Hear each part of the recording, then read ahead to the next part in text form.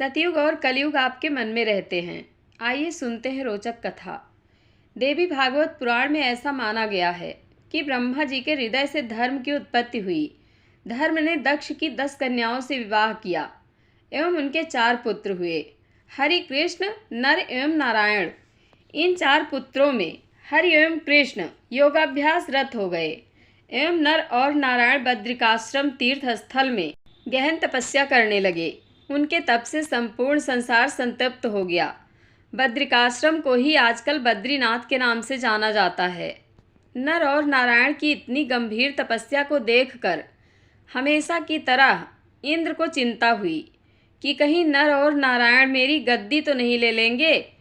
अपने आसन को बचाने के लिए इंद्र ने सोचा कि नर एवं नारायण की तपस्या में विघ्न डाला जाए। तप में विघ्न डालने में इंद्रदेव ने अपने सहयोगियों काम, क्रोध एवं भीषण लोभ का सहारा लिया। सबसे पहले इंद्र ने नर और नारायण को वरदान देने का प्रलोभन दिया, परंतु नर और नारायण इससे डगमगाए नहीं।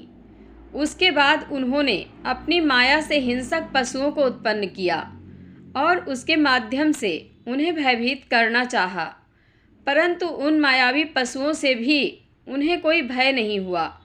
इसका कारण है कि सारा जगत जिन देवी के माया के वश में है, उनका ही स्मरण नर नारायण कर रहे थे। तब इंद्र ने उन दोनों को तपस्या से भटकाने के लिए सोचा कि अपने सबसे अधिक विश्वास पात्र सहयोगी का सहारा लेना चाहिए, अर्थात कामदेव का। इंद्रदेव ने कामदेव से कहा, इस काम में तुम अकेले नहीं जाओगे, तुम्हारे साथ अति सुंदर अप्सराएं होंगी, जैसे कि तिलोत्तमा और रंभा। खुद अकेले ही कामदेव तुम इतने शक्तिशाली हो कि किसी के भी मन को डिगा सकते हो। फिर जब तुम्हें अप्सराओं का साथ मिल जाएगा, तब तुम्हारी सफलता तो निश्चित तौर पर पक्की है। कामदेव ने इंद्र से कहा, वैसे तो मैं किसी के भी मन में कामना तरंग जगाने के लिए पर्याप्त हूँ, परंतु मेरा प्रभाव वहाँ निष्फल हो जाता है। जहाँ साधक कामराज महाबीज का महामंत्र क्लिंग का जाप कर रहा है, यदि वह दोनों तपस्वी क्लिंग का जप कर रहे होंगे, तब मेरा असर बेअसर हो जाएगा। इंद्र की आज्ञा मानकर कामदेव अपनी विशाल सेना रूप, रस, गंध, वसंत अप्सराओं को लेकर पहुँचे। नर नारायण बेमौसम के वसंतोत्सव से परेशान हो गए। वे समझ नहीं पाए कि एकाएक अपनी पूरी सेना लेकर वसंत क्यों आ गया। उन सुंदरी अप्सराओं को देखकर भगवान नारायण ने अभिमान में भरकर सोचा कि ये अप्सराएं क्या हैं, मैं इनसे अधिक सुंदर एवं मादक अप्सरा अपने तपोबल से निर्मित कर सकता हूँ। मन में ऐसा विचार करके नारायण ने अपने जंघा पर आघात किया एवं अत्यंत सुंदरी अप्सरा निर्मित किया। वह सुंदरी नारायण भगवान के उरु प्रदेश से उत्पन्न हुई, इसलिए उर्वशी कही गई। नारायण ने सभी अप्सराओं को उर्वशी सहित स्वर्ग जाने के लिए कहा, परंतु वे अप्सराएं नारायण को पति रूप में पाने की इच्छा प्रकट कर रही थीं। साथ ही उन्होंने नारायण से कहा कि स्त्रियों के प्रेम भाव को अस्वीकार करना हिंसा है। मुनि नारायण अहंकार के कारण अपने ही बुने जाल में फंस गए थे। अब उन्होंने उन स्त्रियों के क्रोध को भड़काने का सोचा, जिससे वह उन्हें शाप देकर चली जाएं। उनके इस विचार को भांपकर नर ने नारायण को याद दिलाया कि पूर्व काल में उनका अहंकार के कारण ही देव ऋषि प्रहलाद के साथ युद्ध हुआ था, जो 100 वर्षों तक चला था। इस कहानी में श्रोता अर्जुन के पोता जन्मेजय हैं और उन्हें यह बात थोड़ी अजीब लगती है। वे कहानी के वक्ता वेदव्यास से पूछते हैं कि प्रहलाद इतने बड़े विष्णु भक्त एवं नर और नारायण सात्विक भाव से संपन्न मुनि थे, फिर क्या कारण था कि उन दोनों में युद्ध हुआ। ऋषि उन्हें बताते हैं कि किसी समय प्रहलाद ने जानना चाहा कि संसार का श्रेष्ठ तीर्थ कौन सा है। च्यवन ऋषि ने उन्हें नैमिषारण्य का पता बताया, जहाँ उन्होंने नर एवं नारायण को देखा। तप में लीन जटाजूट धारण किए हुए नर एवं नारायण 2 धनुष और तरकस रखे हुए थे। उन ऋषियों को ध्यानावस्थित देखकर प्रहलाद ने उन पर कटाक्ष किया कि एक ओर तो आप धनुष बाण लिए हैं एवं दूसरी ओर तपस्यारत हैं। इस विपरीत स्वभाव का भला क्या काम।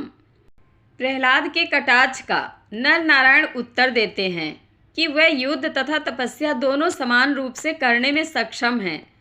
प्रहलाद इस उत्तर से संतुष्ट नहीं हुए। उनके अहंकार को चोट लगी और वह उन्हें युद्ध के लिए ललकारते हैं। इसके बाद 100 वर्षों तक युद्ध चला, जिसके अनंतर शंख चक्र गदा पद्यधारी भगवान आते हैं और प्रहलाद को वितल लोक जाने की आज्ञा देते हैं। कौन है नर नारायण? नर और नारायण सतयुग और कलयुग के बीच की विभाजन रेखा की व्याख्या है। सतयुग और कलयुग के बारे में हमने समझ लिया है कि सतयुग में धर्म और कलयुग में अधर्म बलवान होता है, परंतु समय का यह विभाजन काल्पनिक है। वास्तव में समय का यह बंटवारा हर समय हमारे मानस में होता रहता है। जिसके अंदर धर्म प्रबल है वह हमेशा सतयुग में रहता है और अभिमान हर समय कलयुग में रहता है। जिस समय क्रिया और योग समान रूप में व्यवस्थित हो जाते हैं अर्थात बैलेंस में रहते हैं, उस समय द्वापर और त्रेता युग रहता है। जब तक नर एवं नारायण तपस्या में लीन रहते हैं वह दोनों सतयुग में स्थित हैं। जब वह धनुष का प्रयोग करके क्षत्रिय धर्म का पालन करते हैं उस समय वह द्वापर और त्रेता युग में रहते हैं। और जब अहंकार के कारण नारायण अपनी तपस्या के अंश का त्याग करके उर्वशी का निर्माण करते हैं या फिर नर और नारायण युद्ध करते हैं उस समय में वह दोनों कलयुग में स्थित हो जाते हैं। अहंकार के कारण ही सत्य गुणों का अंत हो गया। जब अहंकार आता है तब हजारों करोड़ों वर्षों की तपस्या का अंत हो जाता है। अहंकार के कारण ही मनुष्य इस संसार में बार बार लौटता रहता है। जब मनुष्य के अंदर अहंकार आता है उसी समय कलयुग का आरंभ होता है। नर नारायण से जुड़े कुछ रोचक रहस्य। नंबर 1, नर नारायण भगवान विष्णु के चौथे अवतार थे। नंबर 2, नर नारायण जुड़वा संतों के रूप में अवतार लिए थे। नंबर 3, नर नारायण धर्म और अहिंसा के पुत्र थे। नंबर 4, नर नारायण बद्रीनाथ तीर्थ में तपस्या करते थे। नंबर 5, नर नारायण पृथ्वी पर संरक्षक देवता थे। नंबर 6, नर नारायण कलयुग में अधर्म का नाश करने के लिए स्वामी नारायण के रूप में अवतार लिए थे। नंबर 7, नर नारायण ब्रह्मा जी के मानस पुत्र धर्म के गर्भ से पैदा हुए थे। नंबर 8, नर नारायण तपस्वी स्वभाव के थे। नंबर 9, नर नारायण धरती पर धर्म का प्रचार प्रसार करने आए थे। नंबर 10, नर नारायण एक बार महादेव से युद्ध में भिड़े थे। नंबर 11, नर नारायण के बीच कई वर्षों तक युद्ध चला था। नंबर 12, नर नारायण के युद्ध में ब्रह्मा जी को बीच बचाव के लिए आना पड़ा था। नंबर 13, नर नारायण की कथा भागवत पुराण में भी बताई गई है। नंबर 14, नर नारायण देव हमेशा मोक्ष के मार्ग पर सीधे मार्गदर्शन करते हैं। जय श्री हरि विष्णु।